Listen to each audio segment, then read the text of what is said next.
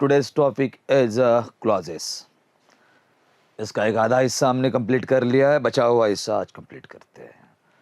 और हमने last lecture में देखा था कि क्लॉजेस जो होते हैं वो 3 सेगमेंट्स में डिवाइड्स होते हैं। First upon main clause plus सब ऑर्डिनेट क्लॉज।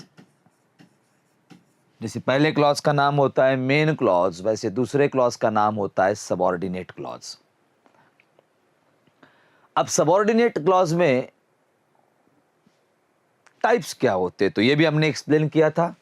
सबऑर्डिनेट क्लॉज के 3 टाइप होते हैं। First upon a noun clause, second one is a adjective clause and third one is a adverb clause. तो अभी हमें वन बाय वन एक एक clause को स्टडी करना है कि भाई कि यार एडजेक्टिव क्लॉज किस तरीके से वर्क करता है, एडवर्ब क्लॉज किस तरीके से वर्क करता है, नाउन क्लॉज किस तरीके से वर्क करता है। और क्लॉज एक इंग्लिश ग्रामर का एक इंग्लिश ग्रामर ही नहीं, मैं तो ये कहूँगा कि कॉम्पिटिटिव एग्जाम्स में भी क्लॉजेस बहुत बड़ा रोल प्ले करते हैं। ठीक है, तो हम स्टार्ट करते हैं। सबसे पहले हम स्टार्ट करते हैं एडजेक्टिव क्लॉज से। और एडजेक्टिव क्लॉज के लिए मैं फिर डेफिनेशन इसकी रिपीट करना चाहूंगा। इसका नाम है एडजेक्टिव क्लॉज। तो सबसे पहले हमें यह देखना है कि क्लॉज का मतलब होता है उपवाक्य, सब सेंटेंस, सेंटेंस का एक हिस्सा।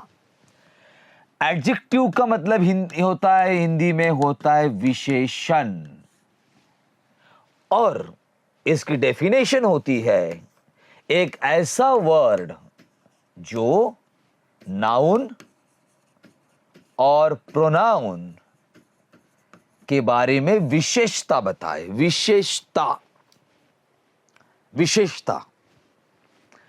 अब हमें एडजेक्टिव इस वर्ड पे फोकस नहीं करना है। मैं रिपीट कर रहा हूं, हमें एडजेक्टिव इस वर्ड पे फोकस नहीं करना है, हमें एडजेक्टिव क्लॉज पे फोकस करना है। इसके लिए छोटा सा एक एग्जांपल हम पढ़ लेते हैं कि I saw Mayank who was very good. यहां मयंक जो है वो मेन क्लॉज का रोल प्ले कर रहा है, और हु वॉज वेरी गुड ये सबऑर्डिनेट क्लॉज का रोल प्ले कर रहा है। लेकिन सबसे बड़ी बात, शायद इसके पहले के भी एक लेक्चर में मैंने ये पढ़ाया हो, यहां पे अगर हम इस तरीके से एक एग्जाम्पल टैली करें, राम किल्ड रावण। राम हमारे लिए सब्जेक्ट का काम कर रहा है, किल्ड हमारे लिए V2 का काम कर रहा है, रावण हमारे लिए ऑब्जेक्ट का काम कर रहा है। जो सब्जेक्ट है वो नाउन है, जो ऑब्जेक्ट है वो नाउन है। इसी डेफिनेशन को बना के रखो। हम आते मेन क्लॉज में। मेन क्लॉज में आई है हमारे लिए सब्जेक्ट, सॉ है हमारे लिए वर्ब टू, मयंक है हमारे लिए ऑब्जेक्ट। बेटा ऑब्जेक्ट का ही मतलब होता है नाउन। अब एक ऐसा वर्ड जो नाउन और प्रोनाउन के बारे में विशेषता बताए, ये सबऑर्डिनेट क्लॉज मेन क्लॉज के, रिपीट कर रहा हूं, ये सबऑर्डिनेट क्लॉज मेन क्लॉज के मयंक के बारे में विशेषता बता रहा है कि मयंक वॉज वेरी गुड। जब हमने ये कहा कि मयंक वॉज वेरी गुड, इसका मीनिंग था मयंक ऑब्जेक्ट है, नाउन है, नाउन के बारे में जो वर्ड विशेषता बताता है वो होता है एडजेक्टिव। मैं फिर रिपीट कर रहा हूं, नाउन के बारे में जो वर्ड विशेषता बताता है वो होता है एडजेक्टिव। ये एडजेक्टिव वर्ड नहीं, क्लॉज है, जोड़ दो एडजेक्टिव क्लॉज। सेंटेंस रेडी है। अब इसके साथ हम आते हैं एडवर्ब क्लॉज पे। एडवर्ब, और एडवर्ब क्लॉज में जब हम स्टार्ट करेंगे तो वहां पे मैं सिर्फ एक अलग टेक्निक से, सिस्टम से समझा रहा हूं. एड वर्ब, एक ऐसा वर्ड जो वर्ब के बारे में विशेषता बताए, एक ऐसा शब्द जो वर्ब के बारे में विशेषता बता रहा है, इसका नाम है एडवर्ब.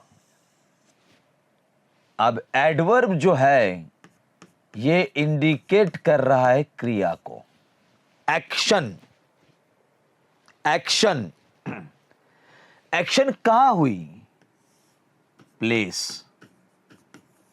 हमें अपने आप से सवाल पूछना है, एक्शन कहां हुई?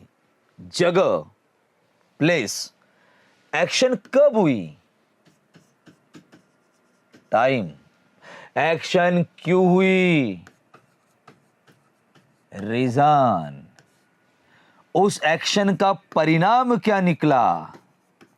रिजल्ट. और वो एक्शन किन परिस्थितियों में हुई? कंडीशंस. देखो, हम बार बार देख रहे हैं कि एडवर्ब का मतलब है वर्ब. एडवर्ब का मतलब है एक ऐसा शब्द जो वर्ब के बारे में इंफॉर्मेशन दे रहा हूं. हमने देखा, हमें एडवर्ब क्लॉज के टाइप के बारे में सुनना है, पढ़ना है. टाइप्स जो जरूरी बता रहा हूं मैं टाइप्स ऑफ के लिए. अब एडवर्ब क्लॉज के टाइप कैसे जस्टिफाई होंगे, कैसे रिकर करेंगे हम? तो बड़ा सिंपल सा लॉजिक है. एडवर्ब का मतलब है क्रिया. क्रिया कहां हुई? प्लेस. हमने सवाल पूछा ना किसी से कि बाबा क्रिया कहां हुई. वो पर्सन किसी न किसी जगह का नाम लेगा जहां एक क्रिया हुई है. वो जगह मतलब तो कहलाएगा प्लेस.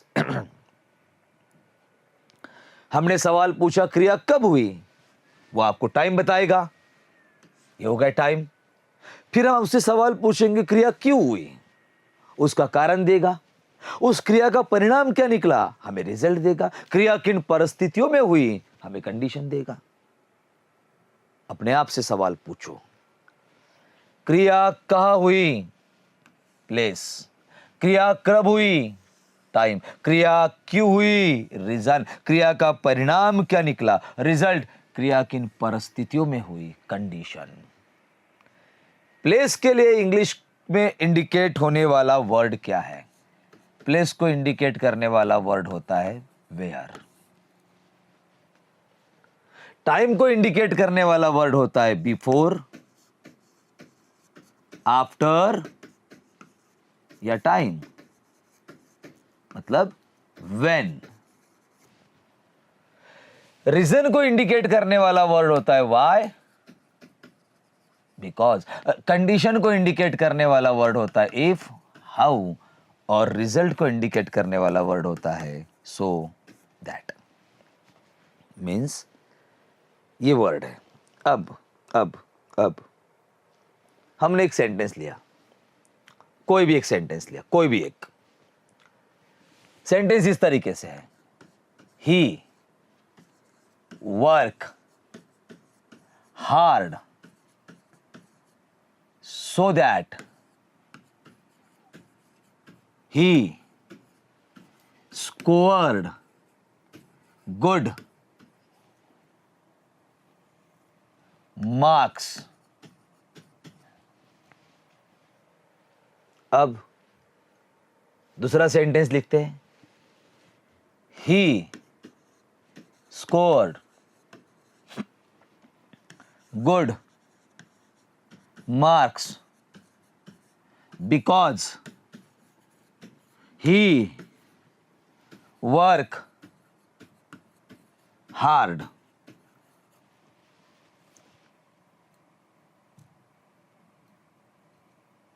He work hard. दोनों एग्जाम्पल को अगर आप ठीक से ऑब्जर्व करो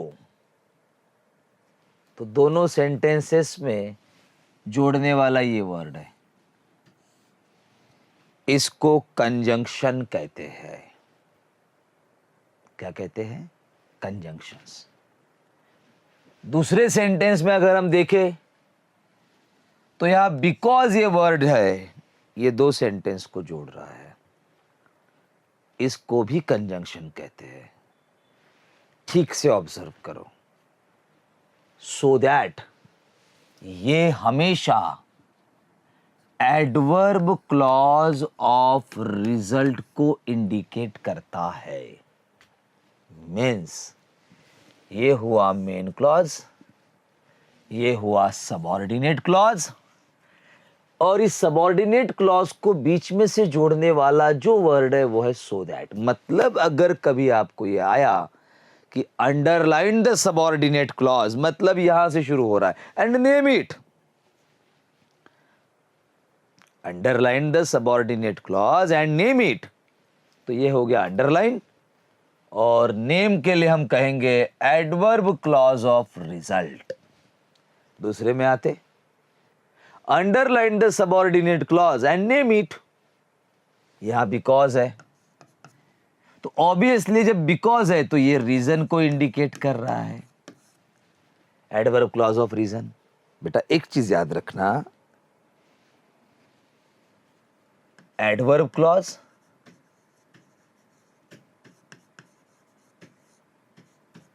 एडजेक्टिव क्लॉज,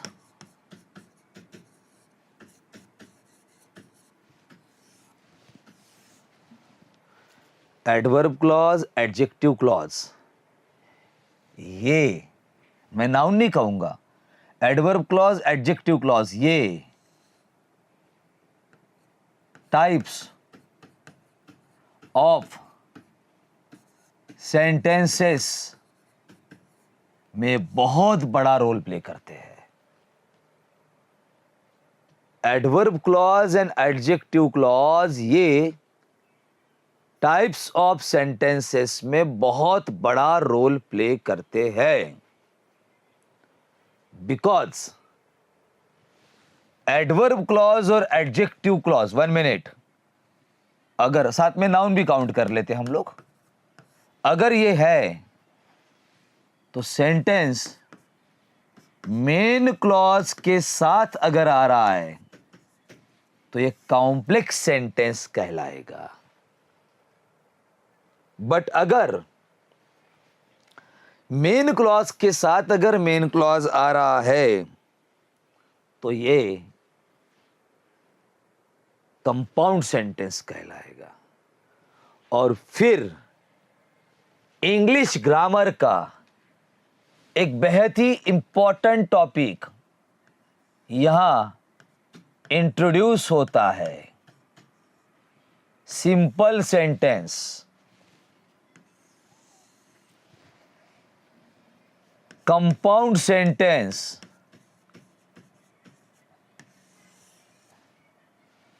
कॉम्प्लेक्स सेंटेंस, और इन तीनों सेंटेंस के इंटरचेंज में सबसे बड़ा रोल अगर कोई प्ले करता है, मैं रिपीट कर रहा हूं,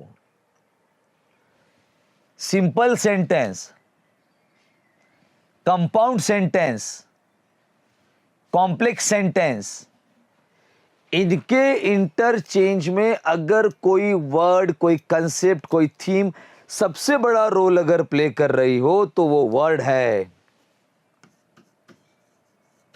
क्लॉज। क्लॉज, क्योंकि बेसिक सा रूल है, अगर क्लॉज है तो वो कंपाउंड या कॉम्प्लेक्स है, अगर क्लॉज है तो वो कंपाउंड या कॉम्प्लेक्स है, अगर क्लॉज नहीं है तो वो सिंपल है। उदाहरण के लिए स्ट्रक्चराइज करते समय हम देखते हैं कि किस तरीके से स्ट्रक्चराइज होता है, जरा ध्यान से सुनो। सब्जेक्ट, वर्ब, ऑब्जेक्ट, हम डायरेक्ट टाइप्स ऑफ सेंटेंस में एंट्री कर रहे हैं। Subject, verb, object, main clause,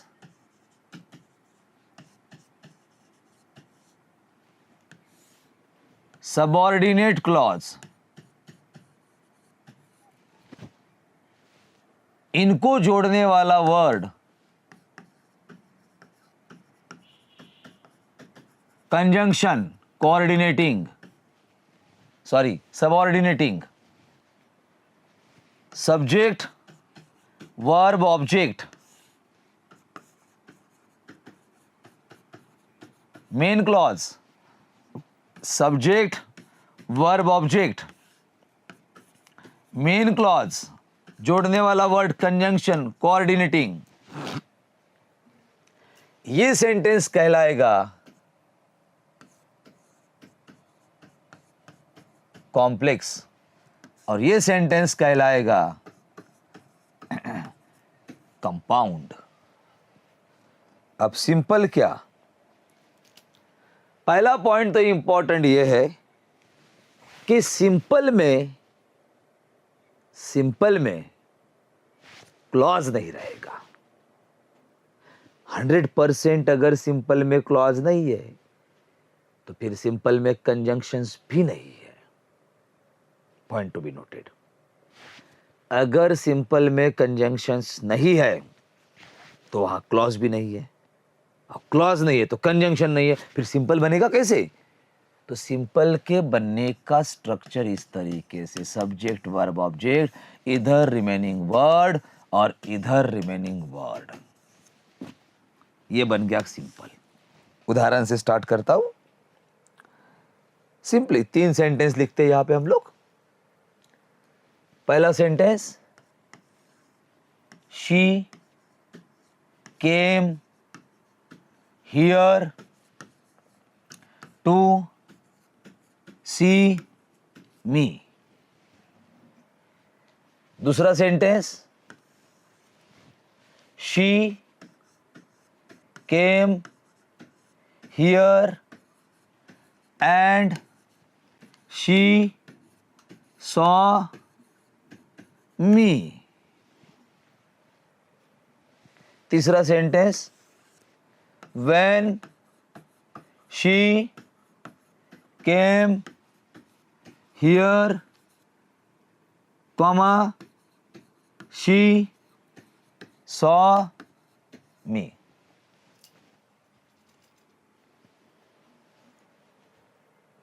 ठीक से ऑब्जर्व करो। एंड है कंपाउंड,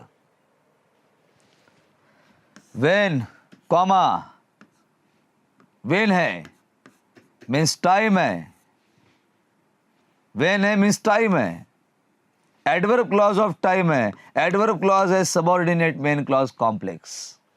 ऑब्जर्व करो, सेंटेंस बहुत बड़ा है बट कंजंक्शंस नहीं है, क्लॉज नहीं है, तो ये बन गया हमारे लिए सिंपल सेंटेंस। आई रिपीट, ये बन गया हमारे लिए सिंपल सेंटेंस।